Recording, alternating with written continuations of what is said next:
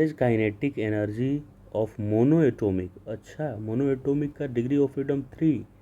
और average kinetic energy का formula होता है देखिए हाफ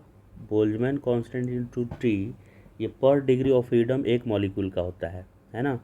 तो डिग्री ऑफ फ्रीडम एफ है तो एफ लिख देते हैं हम यहाँ पे, राइट। अब यही एनर्जी ये बोल रहा है average kinetic energy of mono atomic molecule, एक मॉलिक्यूल की बात कर रहा है, तो ये तो एक ही मॉलिक्यूल का मैंने फॉर्मूला लिखा है, वो होगा, ये दिया है 0.414, इतना इलेक्ट्रॉन वोल्ट इसने दिया हुआ है। तो पूछ रहा है कि टेम्परेचर क्या होगा बताइए ज़रा। तो हाफ के बी टी,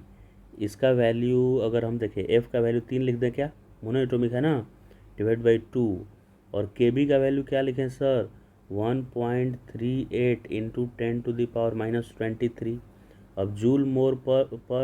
जूल पर मोल पर केल्विन सब ऐसा यूनिट में दिया है, तो ये इलेक्ट्रॉन वोल्ट को भी ऐसा यूनिट में लिखिए 0.414, और इलेक्ट्रॉन वोल्ट को जूल में करने के लिए लिखते हैं 1.6 इंटू 10⁻⁻19, राइट, इतना लिखते हैं इसको।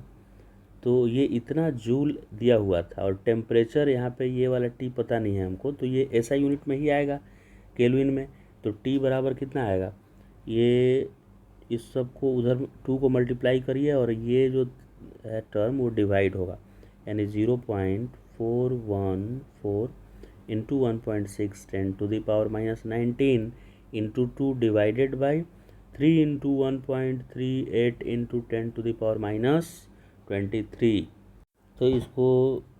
पावर वाले को छोड़कर इसको हम छोड़ दिए और बाकी सबको डिवाइड किए तो आया 0.32 इंटू 10⁻⁻19 था और 23 हो गया, तो 4 बच जाएगा यहाँ, तो ये पॉइंट हटेगा तो 2 ज़ीरो, तो 4, ये 2 ज़ीरो काट के इसको 100 रखेगा तो 3200 देखिए आ गया, केल्विन में कितना आ गया, फोर्थ ऑप्शन आया 3200।